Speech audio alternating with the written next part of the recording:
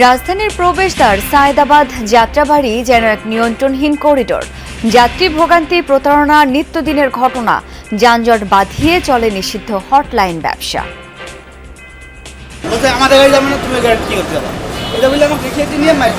হানিফের ব্যানারই এমনভাবে ঢাকা, চট্টগ্রাম, কক্সবাজার লেখা, যেটা আপনি চিন্তাও করতে পারবেন না যেটা অরিজিনাল না ডুপ্লিকেট।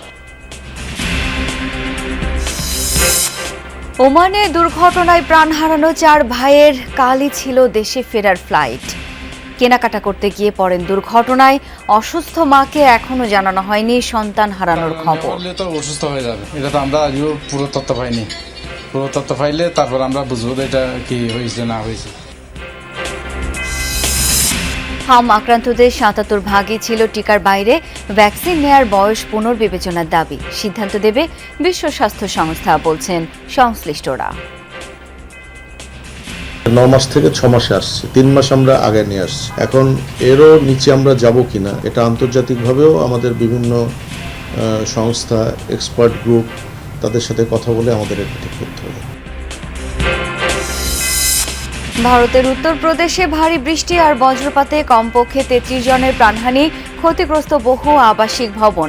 উপড়ে গেছে গাছপালা, বৈদ্যুতিক খুঁটি।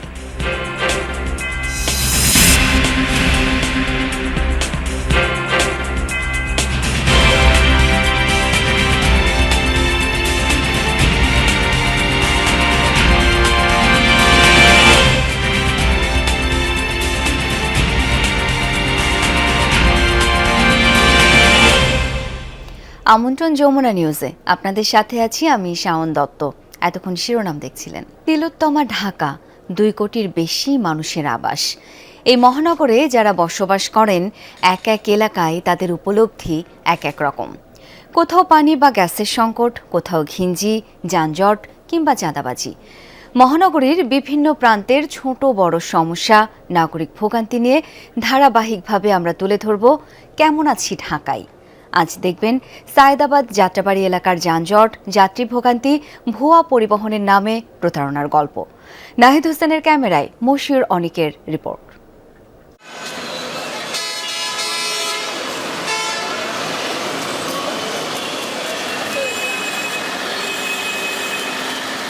সায়েদাবাদ যাত্রাবাড়ি রাজধানীর অন্যতম প্রবেশদ্বার। একদিকে শহর ছাড়তে চাওয়া যাত্রীদের ভিড়, আর অন্যদিকে অফিসমুখী মানুষের চাপ। ফল প্রায় সারাক্ষণই থমকে থাকা সড়ক। দেখতে এই যানজটকে শুধু বিশৃঙ্খলার ফল মনে হলেও আড়ালে চলে অদৃশ্য বাণিজ্য। যাত্রীবেশে যাওয়া যাক সায়েদাবাদ। পৌঁছাতেই যমুনা টিমের কাছে আসলো অস্বাভাবিক এক খবর। রিকশা থেকে নামা এক যাত্রীকে ঘিরে ধরেছিলেন কয়েকজন। জোর করে তাকে তুলতে চান অন্য বাসে। রাজি না হওয়ায় মাথায় আঘাত রক্তাক্ত যাত্রী।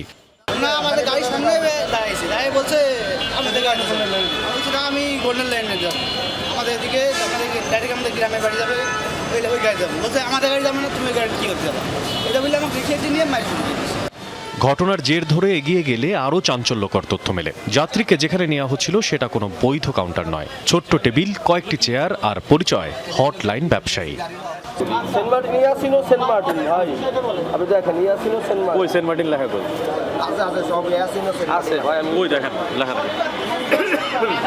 অর্থাৎ নিজস্ব বাস নেই, কিন্তু যাত্রী আছে। অন্য পরিবহনের যাত্রী ধরে এনে নেওয়া হয় কমিশন।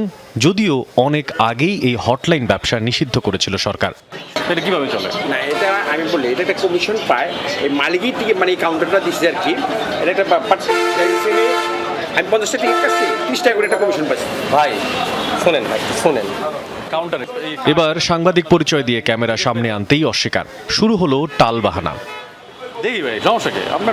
শুধু আমার ভাই করতে। টিকিটটা দেন। আমি নিজে করি চাকরি। টিকিটটা দেন না। টিকিট আমি কি কাটবো? এখন আমি টিকিট কাটবো। ভাই আপনার গাড়ি নাই? টিকিটটা বের করুন। টিকিট শেষ হয়ে গেছে ভাই, দেখেন টিকিট শেষ হয়ে গেছে।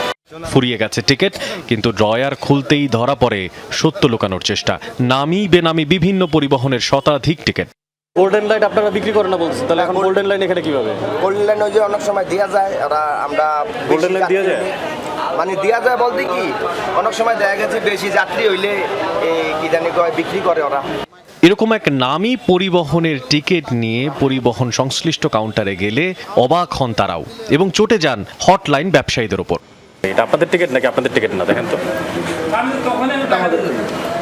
আপনাদের টিকিট ওর কাছে আমার টিকিট দেওয়া নাকি ওর টিকিট কোথায় বলে ও তো আমি জানলে তো আমি দেবো ওকে আমার টিকিট সে কোথা থেকে পেলো কিভাবে পেলো এটা আমার তার বলতে হবে। হানিফের যাত্রী দেই না আমরা, কোন হানিফে যাত্রী দিছি? আমরা তো হানিফের যাত্রী আমরা দেই নাই। আমরা কি হানিফ কাউন্টার কি আমাদের হটলাইন আছে? হটলাইন না থাকলে কি হইছে? হানিফ হানিফ আইছে আমরা আপনার যাত্রী চমক আরও বাকি, হটলাইন থেকে টিকিট নিয়ে যাত্রী উঠছেন হানিফ ইউনিক লেভেল লাগানো বাসে, কিন্তু ভেতরে ঢুকলেই বুঝতে পারেন এটি আসল নয়, প্রতারণার শিকার তারা। আপনারা কি অরিজিনাল হানিফ? না অরিজিনাল না, তো হানিফের নামে চালাচ্ছেন, এটা অবৈধ না? না না না, এটা পারমিট আছে। হানিফের ব্যানারই এমনভাবে ঢাকা, চট্টগ্রাম, কক্সবাজার লেখা যেটা আপনি চিন্তাও করতে পারবেন না যেটা অরিজিনাল না ডুপ্লিকেট। প্রশ্ন জাগতে পারে, এসব অবৈধ কারবারের সঙ্গে যানজটের কি সম্পর্ক? বাহারি নামের লেভেল লাগানো এসব বাস মূল সড়কেই দাঁড়িয়ে থাকে, কখনো 15 মিনিট, 30 মিনিট, কখনো 1 ঘন্টা। আপনার যে যাওয়ার কথা 8টায়, সে গাড়িটা 8:30 যাচ্ছে, তার গাড়িটা পুরো সেই সিটটা বিক্রি হয়ে যাচ্ছে। এই সময় চলে যাত্রী তোলার প্রতিযোগিতা, একটি বাস দাঁড়ালে পেছনে আটকে যায় আরও কয়েকটি, এইভাবে একের পর এক বাস দাঁড়িয়ে থাকায় থেমে যায় সড়ক, আটকা পড়ে মানুষ। 4:15 টিকিট, এখন বাজে 5:15, 1 ঘন্টা আপনি রাস্তায়। হ্যাঁ ছাড়ে না কেন, কি বলছে? তারা কিছু বলে নাই, বলে ওয়েট করতাম আর কি। রাস্তা নিয়ন্ত্রণেও চলে টাকার লেনদেন, কোথায় বাস দাঁড়াবে, কে আগে যাবে, সবকিছুর পেছনেই থাকে নিয়ন্ত্রক। ক্যামেরায় ধরা পড়ে টাকা নেয়ার দৃশ্য। আমরা কোনো টাকা নিই না, আমার তো ভাঙতি টাকা নিচ্ছে। আপনার যে ভাঙতি টাকা, আমরা তো দেখছি আপনি টাকা নিচ্ছেন। ওটাই তো ভাঙতি টাকা দিছে, 100 টাকা ভাঙতি দিছি। এভারেজ 290 টাকা খরচ। এখন কয় টাকা দিয়েছেন? 80 টাকা। এখন 80 টাকা দিচ্ছেন। জি জি। কে সত্যি বলতেছেন বলেন? আমি 100 টাকা ভাঙতি আছি, ও 100 টাকা ভাঙতি নিছে আমার ঠিক। আরে বাবু আপনার ওখানে 80 টাকা পাইপ পেয়েছেন মানে উনি একলা না, এখান থেকে 7-8 লোক আছে। আপনি 80 টাকা দিচ্ছেন? জি জি। 80 টাকা দিছি করে আমার দিছে, আমি 100 টাকা ভাঙতি দিছি ওরে। অভিযোগ সম্পর্কে জানতে গেলে বন্ধ পাওয়া যায় মালিক সমিতির কার্যালয়। পরে এক নেতার সঙ্গে কথা হয় ফোনে।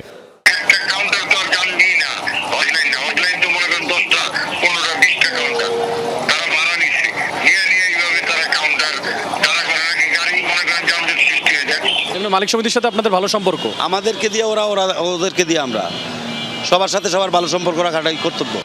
দুই পক্ষের বিপরীত বক্তব্যে প্রশ্ন আরও গভীর। ট্রাফিক পুলিশের যুক্তি লোকবল সংকট। ড্রাইভাররা এবং পরিবহন মালিকরা চাচ্ছে তারা 2টা পয়সা ইনকাম করার জন্য। এখন এই স্বার্থ, তাদের সম্মিলিত স্বার্থের সংখ্যাটা বেশি, আর আমাদের অফিসারদের সংখ্যা কম। মালিক সমিতির কয়েকজনের তথ্য, এই যানজট থেকে প্রতিদিন লেনদেন হয় 1.5 থেকে 2 কোটি টাকা।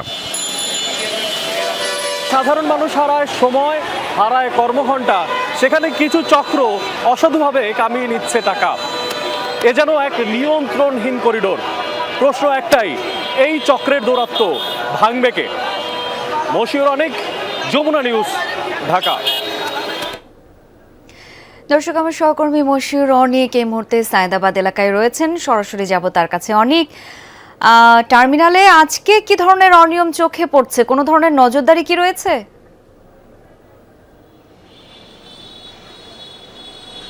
সব নজরদারির কথাই বলবো। এই গাড়িটা প্রায় 15 থেকে 20 মিনিট এখানে দাঁড়িয়েছিল। আমরা যখন এখানে অবস্থান নিয়েছি, কিছুক্ষণের মধ্যে এখানে আইন শৃঙ্খলা রক্ষাকারী বাহিনীর সদস্যরা আসেন এবং তারা এখন সরিয়ে দিচ্ছেন। আমি একটু কথা বলবো, আমরা লাইভে আছি। এই গাড়িটা প্রায় 15 থেকে 20 মিনিট এখানে দাঁড়িয়েছিল, বা তারও কিছুটা বেশি সময়। এখন তারা সরে যাচ্ছে। নিশ্চয়ই আপনি তাদেরকে সরে যেতে বলেছেন? হ্যাঁ, আমি ওদেরকে বারবার লাইট দিয়ে ইশারা করছি চলে যাওয়ার জন্য। তারপর ব্যাপারভাবে ওখানে বারবার গাড়ি ঘোরাচ্ছে, আমি নিষেধ করছি, তারপর কথা শোনেনি। এখন আমি ভিডিও করতেছি, যে ভিডিও করে ওকে মানে ভিডিও মামলা দেওয়ার জন্য। এছাড়া কোনো উপায় দেখতেছি না। স্যারকে কল করছি, স্যার আসতেছে, ব্যবস্থা নেবে। আজকে কি কোনো আলাদা করে তৎপরতা বেড়েছে? না না, আলাদাভাবে কোনো তৎপরতা নয়, জাস্ট রাস্তাটা যেন ক্লিয়ার থাকে, মানুষ ভালোভাবে যাতায়াত করতে পারে, রাস্তা ক্লিয়ার থাকে, এই জন্যই মূলত ইয়ে করা। আর এই গোল্ডেন লাইনটা একটু বেশি মানে আমাদেরকে কষ্ট দিচ্ছে আর কি। এনাদেরকে বারবার বলার পরেও ওনারা কথা মানতে চাচ্ছে না, খুব দুঃখজনক। আমরা যেটা জানছিলাম দুঃখজনক, তবে আজকে কিন্তু তৎপরতা আমরা অন্যান্য 2 দিনের থেকে একটু বেশি দেখতে পেয়েছি, যদিও তিনি বলেছেন যে আসলে তৎপরতা আগের থেকে বাড়েনি। আর যেই রাস্তার সাইডটার কথা দেখলাম, এখান থেকে তারা চেষ্টা করে তাদেরকে সরিয়ে দিতে, কিন্তু বিভিন্ন মহলের কারণে তারা সেটা পারেন না। বিশেষ করে এখান থেকে কিছু লোক আছেন যারা টাকাও তোলেন। এই বিষয়টা নিয়ে কিছু কি বলবেন? না, এই বিষয়টা নিয়ে আমি ওদের ভিতরের বিষয়, তো এই জিনিসটা আমরা অতটা জানি না কি করে। জাস্ট আমাদের হচ্ছে রাস্তায় রাস্তাটাকে ক্লিয়ার রাখতে হবে, মূলত এই বিষয়টা আমাদের তো কিছু লোক আছে যারা আসলে এই রাস্তাটার ব্যাপারে তারা তৎপর, এটা তো আপনারা দেখেন। এটা আমরা সঠিক স্পেসিফিকভাবে বলতে পারবো না, তার কারণ কিন্তু আমাদের ক্যামেরাতে কিন্তু ধরা পড়েছিল যে এখান থেকে এই টাকা তুলছিলেন তারা, এবং সঠিকভাবে কিছু না বলতে পারলেও এই সংশ্লিষ্ট বিষয়গুলো কিন্তু ঘটছে। আমরা ডান দিকের চিত্রটা দেখাতে চাই।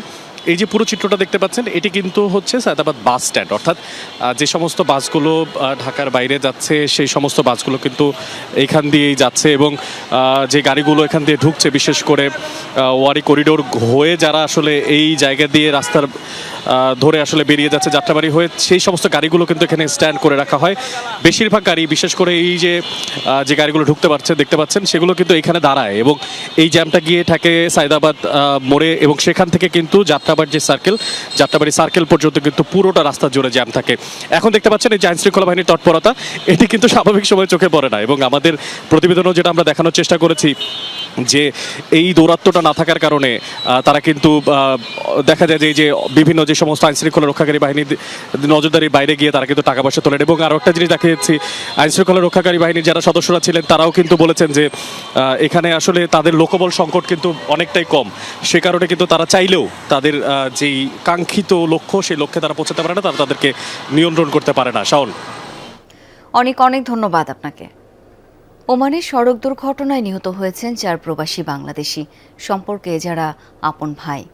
রাজধানী মাস্কাট থেকে প্রায় 100 কিলোমিটার দূরে মোলাদ্দা এলাকায় এই দুর্ঘটনা ঘটে। নিহতের স্বজনরা জানায় 4 ভাইয়ের মধ্যে 2 জন অবিবাহিত ছিলেন। কাল তাদের দেশে ফেরার কথা ছিল। ফেরার আগে কেনাকাটা করতে একসাথে গাড়িতে করে বের হন 4 ভাই। এ সময় গ্যাস লিকেজ থেকে গাড়িতে বিস্ফোরণ হয়। ঘটনাস্থলেই প্রাণ হারান রাশেদুল ইসলাম, শাহেদুল ইসলাম, সিরাজুল ইসলাম ও শহীদুল ইসলাম। এদিকে মৃত্যুর খবর পাওয়ার পর থেকেই শোকের ছায়া বিরাজ করছে তাদের গ্রামের বাড়ি চট্টগ্রামের রাঙ্গুনিয়ার লালানগর ইউনিয়নে।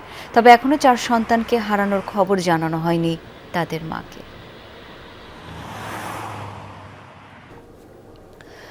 ওমান প্রবাসী নিহত 4 সহোদরের গ্রামের বাড়ি চট্টগ্রামের রাঙ্গুনিয়ায় চলছে শোকের মাতম। সেখানকার খবর জানবো। সহকর্মী জোবায়েদ ইবনে শাহাদাত রয়েছেন। জোবায়েদ, মরদেহ ফিরিয়ে আনতে পরিবারের পক্ষ থেকে দূতাবাসে যোগাযোগ করা হয়েছে কিনা? নিশ্চয়ই সেখানকার শোকাবহ পরিস্থিতি, নতুন করে আসলে কিছু বলবার নেই।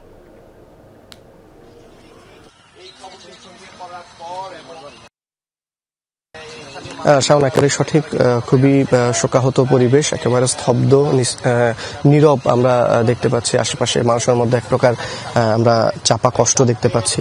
এবং যে মরদেহ ফিরিয়ে আনার বিষয়ে এখন পর্যন্ত পরিবারের সেই রকম কারোর সাথে যোগাযোগ করা হয়নি যে তারা মরদেহ ফিরিয়ে আনার ব্যাপারে কারোর সাথে কথা বলবেন। তবে তারা স্থানীয় যারা প্রবাসী যারা আছেন তাদের এই এলাকার, তাদের মাধ্যমে ওমানের যে দূতাবাস সেখানে যোগাযোগ করার চেষ্টা করছেন। পাশাপাশি তারা এই বাংলাদেশে তাদের যারা আত্মীয় স্বজন আছেন তাদের মাধ্যমেও উপজেলা নির্বাহী কর্মকর্তার মাধ্যমে চেষ্টা করছেন যে এ বিষয়ে সরকারের হস্তক্ষেপ কামনা করে দ্রুত যাতে মরদেহগুলো ফিরিয়ে আনা হয় সে বিষয়ে তারা আবেদন জানাবেন। এবং তাদের পরিবারের বেশ কয়েকজন সদস্যের সাথে আমি কথা বলার চেষ্টা করেছি। তারা যেটা বলছেন যে এই মুহূর্তে তার মা 4 সন্তানের মৃত্যুর বিষয়টি জানেন না, এবং সেই কারণে আত্মীয় স্বজন যারা আসছেন তাদেরকে কিন্তু ভিতরে প্রবেশের ক্ষেত্রে অনেকটা বাধার মুখে পড়তে হচ্ছে। তাদেরকে এখন সেভাবে প্রবেশ করানো হচ্ছে না বা প্রবেশ করতে দেয়া হচ্ছে না। বেশ কয়েকবার মা জেনেছেন তাদের সন্তান অসুস্থ, সেই খবরেই বেশ কয়েকবার তিনি জ্ঞান হারিয়েছেন, এমন ঘটনা ঘটেছে। সেই জায়গায় সন্তানদের 4 সন্তান একই সাথে মৃত্যুবরণ করেছে, এমন ঘটনা শুনলে তার অবস্থা কি হবে সেটাই আজ করেই তারা এই পদক্ষেপটি নিয়েছেন। তবে তারা বলছেন যে এই ধরনের ঘটনাটি কিন্তু তাদের কাছে কোনোভাবেই কাঙ্ক্ষিত ছিল না, এবং 4 ভাই আগামী কাল মানে 15 তারিখ তাদের দেশে ফেরার কথা ছিল, এবং এই দেশে ফেরার কথা যেটি ছিল সেই কারণে তারা বেশ কিছু কেনাকাটা করতে গিয়েছিলেন, এবং কেনাকাটা করতে গিয়ে 4 ভাই একই সাথে গাড়ির মধ্যে তাদেরকে মৃত অবস্থায় পাওয়া যায়। এবং যেটা দাবি করা হচ্ছে যে সেই গাড়ির এসি লিকেজের থেকে বিষাক্ত গ্যাস নির্গত হয়ে এই ঘটনা, এবং সেটি থেকেই তাদের এই মর্মান্তিক মৃত্যু, এমনটি আমরা জানতে পেরেছি। এবং তারা এটা দাবি করছেন যাতে দ্রুত এই মরদেহগুলো দেশে ফিরিয়ে আনা হয় এবং সেই মরদেহগুলো ফিরিয়ে আনার ক্ষেত্রে সরকারের সহযোগিতা কামনা করছেন। এবং শোকে যে বুঝতে পারছি যে যথাযথ যে প্রক্রিয়া সেটি নেওয়া হচ্ছে। এখন অনেক ধন্যবাদ এই মুহূর্তে যোগ দেওয়ার জন্য। 7 দিন মৃত্যুর সাথে লড়াই করে অবশেষে না ফেরার দেশে চলে গেল চট্টগ্রামের বায়েজিতে দুর্বৃত্তদের ছোড়া গুলিতে আহত শিশু রেশমা আক্তার। সকাল 10:45 চট্টগ্রাম মেডিকেল কলেজ হাসপাতালের আইসিইউতে শেষ নিঃশ্বাস ত্যাগ করে রেশমা। গুলিবিদ্ধ রেশমার শারীরিক পরিস্থিতি গুরুতর হওয়ায় অস্ত্রোপচার করাও সম্ভব হয়নি। দেহ থেকে বের করা যায়নি গুলি। চিকিৎসকরা জানান গুলি খাওয়ার পর থেকেই রেশমা ব্রেন ডেড ছিল। গত বৃহস্পতিবার রাতে নগরের বায়েজিদ বিহারী কলোনিতে এক যুবককে লক্ষ্য করে এলোপাতাড়ি গুলি ছুড়ে দুর্বৃত্তরা। সে সময় রাজু নামে এক যুবক ঘটনাস্থলে প্রাণ হারান। চোখে গুলি লাগে 12 বছরের রেশমার। প্রথমে তাকে একটি বেসরকারি হাসপাতালে এবং অবস্থার অবনতি হলে চট্টগ্রাম মেডিকেল কলেজ হাসপাতালের আইসিইউতে ভর্তি করা হয়। হাম ও উপসর্গে থামছেই না মৃত্যু। 24 ঘন্টায় ময়মনসিংহ ও কুমিল্লা মেডিকেলে প্রাণ গেছে আরও 2 শিশুর। ময়মনসিংহ মেডিকেল কলেজ হাসপাতালে নতুন রোগী ভর্তি হয়েছেন 24 জন। চিকিৎসা শেষে বাড়ি ফিরেছেন 17 জন। চিকিৎসাধীন রয়েছেন 102 জন রোগী। এছাড়া রাজশাহী, বরিশাল, খুলনা ও চট্টগ্রাম বিভাগের বিভিন্ন হাসপাতালেও রোগীর ভিড় রয়েছে। কোথাও কোথাও আইসোলেশন ওয়ার্ডে শয্যা সংকটে বারান্দায় রেখেও রোগীদের চিকিৎসা দেওয়া হচ্ছে। এতে ভোগান্তি পোহাতে হচ্ছে রোগী ও স্বজনদের। বাড়ছে সংক্রমণ ঝুঁকিও।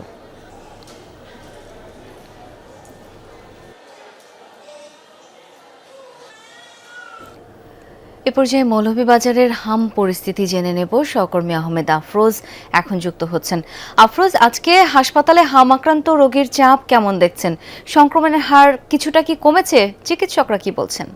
শাওন, প্রথম দিকে যে চাপটা ছিল, সংশ্লিষ্ট যারা আছেন অর্থাৎ স্বাস্থ্য বিভাগ, তারা আমাদের যেটি বলেছেন যে আগের চেয়ে খানিকটা চাপটা কমেছে। এখন পর্যন্ত জেলায় বেশি অর্থাৎ 234 জন রোগী চিকিৎসা নিয়ে বাড়ি ফিরেছেন এবং আমরা মৌলভীবাজার তারা যেটি জানিয়েছে যে এখন হাসপাতালে 14-15 জন চিকিৎসা নিচ্ছিলেন 80% শিশু, যে সবচেয়ে সংখ্যা। সিভিল সার্জন যেটি জানিয়েছেন আমাদের যে উপজেলা স্বাস্থ্য কমপ্লেক্সগুলোতে আগের মতো চাপ নাই, কিছুটা কমেছে। আর আরেকটা বিষয় হচ্ছে যে মৃত্যুর যে বিষয়টি, এখানে কিন্তু 3টি শিশু কিন্তু মারা যায়। তো স্বাস্থ্য বিভাগ যেটি বলছে এর মধ্যে 2টি শিশু তারা যে নমুনা সংগ্রহ করে, যার কারণে সেই রেকর্ডটি কিন্তু মৌলভীবাজারেই করা হয়েছে। আর চিকিৎসকরা যেটি বলছেন, যারা হাত এবং হাত নিয়ে এখানে আসছেন তারা তাদের সর্বাত্মক চেষ্টা করছেন সবচেয়ে ভালো এবং নির্বিঘ্ন ভাবে চিকিৎসা সেবা দেওয়ার জন্য তারা সেটা চেষ্টা করছেন যাতে আরো একজন শিশু যাতে মৃত্যুবরণ না করে। শাওন, আফরোজ, অনেক ধন্যবাদ আপনাকে। হামে আক্রান্তদের 77 ভাগই টিকা পায়নি, আর মারা যাওয়া শিশুদের অর্ধেকেরই টিকা নেয়ার বয়স হয়নি। এই তথ্য স্বাস্থ্য অধিদপ্তরে। সেক্ষেত্রে প্রশ্ন উঠেছে, হামের টিকা নেয়ার বয়স 9 মাস থেকে আরও কমানো হচ্ছে না কেন? স্বাস্থ্য অধিদপ্তর বলছে, বয়স কমানোর বিষয়টি নির্ভর করছে বিশেষজ্ঞ কমিটি ও বিশ্ব স্বাস্থ্য সংস্থার উপর। ছোট্ট শরীর, কাতর মুখ, ক্লান্ত চাহনি, এতটুকু বয়সেই এক ভাইরাসের বিরুদ্ধে যুদ্ধ তাদের। দেশের হাসপাতালগুলোর শিশু ওয়ার্ডে যেন থমকে গেছে সময়। মায়েদের প্রতিটা মুহূর্ত উদ্বেগ, উৎকণ্ঠার। সরকারি তথ্যেই দেশে হাম আক্রান্ত 60,000-এর বেশি। টিকার বাইরে ছিল বেশিরভাগ। কারো টিকা নেয়ার বয়স হয়নি, কেউ বা আবার কোনো কারণে টিকা পায়নি। ফলাফল এক মহা দুর্যোগের মুখে স্বাস্থ্য খাত। মিজেলসে 2026-এ এসে শিশু মৃত্যু, এটা আমি স্পষ্টভাবে বলতে চাই, it's a shame to myself, is shame to our health, is shame to the international.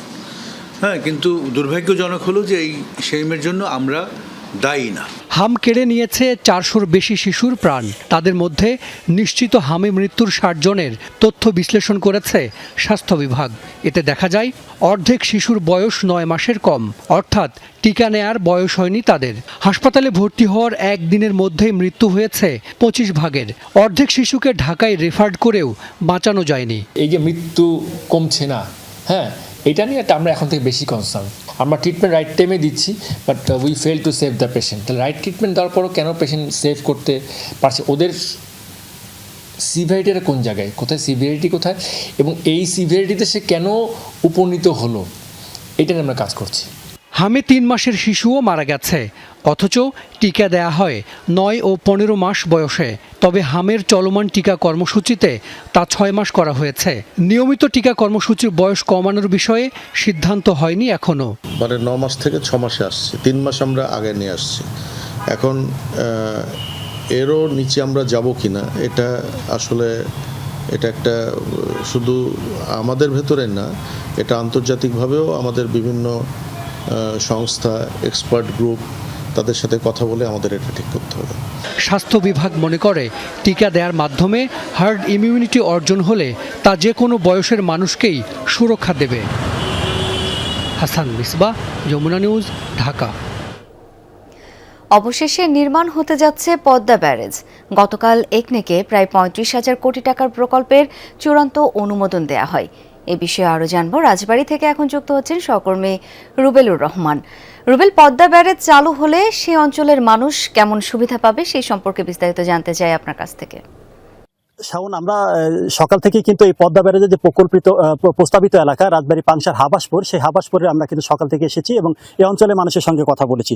তারা আসলে যেটি জানিয়েছেন যে দীর্ঘদিনে তাদের প্রাণের দাবি ছিল এই অঞ্চলে পদ্মা ব্যারেজ। 1985 সাল থেকে কিন্তু এখানে পদ্মা ব্যারেজ হওয়ার জন্য বেশ কয়েকবার সমীক্ষা হয়েছেন, কিন্তু পদ্মা ব্যারেজ প্রকল্পটি বাস্তবায়ন হয়নি। এখন গতকাল যখন একনেকে বিষয় পদ্মা ব্যারেজ প্রকল্পের অনুমোদন দেওয়া হয়েছে, তখনই ঠিক কিন্তু এই অঞ্চলের মানুষ তাদের মধ্যে আনন্দ উচ্ছ্বাস আসলে বিরাজ করছেন। এবং আমরা যেটি তাদের মুখ থেকে জেনেছি যে এই পদ্মা এই অঞ্চলটা একটা চর অঞ্চল, এখানে নানাবিধ কৃষি জমি এবং ফসল উৎপাদন হয় এবং এই পদ্মা ব্যারেজ বাস্তবায়িত হলে তাদের যে জীবন মানের উন্নয়ন, এই অঞ্চলের যোগাযোগ ব্যবস্থা, কৃষির উন্নয়ন ও অন্যান্য নানাবিধ উন্নয়ন কিন্তু তাদের মধ্যে উন্নয়ন সাধিত হবে বলে তারা আশা করছেন। এবং এই পদ্মা ব্যারেজ না থাকায় কিন্তু ফারাক্কা বাঁধের কারণে কিন্তু পদ্মা নদী সহ আশপাশের যে শাখা নদীগুলো রয়েছে সেগুলো কিন্তু এই শুষ্ক মৌসুমে পানি শূন্য থাকে এবং যার কারণে কৃষি কাজ সহ অন্যান্য কাজে কিন্তু ব্যাহত হয়। এই পদ্মা ব্যারেজ হলে আসলে পানি সংরক্ষণ করা যাবে, যার কারণে কিন্তু তারা দাবি করছেন যে তাদের যে কৃষি বিপ্লবের সাথে সাথে নদীতে মৎস্য আহরণ সহ বিভিন্ন যে জীবন জীবিকা সেটি কিন্তু উন্নয়ন ঘটবে এবং এই অঞ্চলের যে যোগাযোগ ব্যবস্থা, এই অঞ্চলের কর্মসংস্থানের সুযোগ সৃষ্টি, পাশাপাশি যে এই এলাকাকে একটা পর্যটন এলাকা হিসেবে তারা কিন্তু দেখতে চান। এই পদ্মা ব্যারেজ বাস্তবায়নে কিন্তু সরকারের দৃষ্টি আকর্ষণ করেছেন তারা, এবং দ্রুত সময়ের মধ্যে যদি পদ্মা ব্যারেজ বাস্তবায়ন করা হয় এই দাবি তারা করেছেন। শাওন। রুবেল, অনেক ধন্যবাদ আপনাকে। ভারতের উত্তরপ্রদেশে ভারী বৃষ্টি ও বজ্রপাতে কমপক্ষে 33 জন মারা গেছেন। শুধু ভারোহী জেলাতেই ধূলিঝড়ে প্রাণহানি 16 জনের। ফতেপুরে বৃষ্টিপাতজনিত কারণে 9 জনের মৃত্যুর খবর পাওয়া গেছে। এছাড়াও বুদাউন, চান্দাওলি ও সোনভদ্র জেলায় মৃত্যু হয়েছে আরও 8 জনের। ক্ষয়ক্ষতি হয়েছে রাজ্যের 5 জেলায়। উপড়ে গেছে বহু গাছপালা, বৈদ্যুতিক খুঁটি, ক্ষতিগ্রস্ত বহু আবাসিক ভবন, অবিরাম বর্ষণে ধসে পড়েছে দেয়াল, ব্যাহত মোবাইল নেটওয়ার্ক এবং যোগাযোগ ব্যবস্থা। কর্ণাটকে শিক্ষার্থীদের ইউনিফর্ম সংক্রান্ত বিতর্কিত আদেশ বাতিল করা হয়েছে। এর বদলে নতুন নির্দেশনা জারি করেছে রাজ্যের কংগ্রেস সরকার। এখন থেকে স্কুল ও প্রি ইউনিভার্সিটি কলেজের শিক্ষার্থীদের নির্ধারিত পোশাকের পাশাপাশি সীমিত পরিসরে ধর্মীয় প্রতীক ব্যবহারের অনুমতি দেওয়া হয়েছে। ফলে মুসলিম শিক্ষার্থীদের হিজাব পরায় বিধি নিষেধ থাকছে না।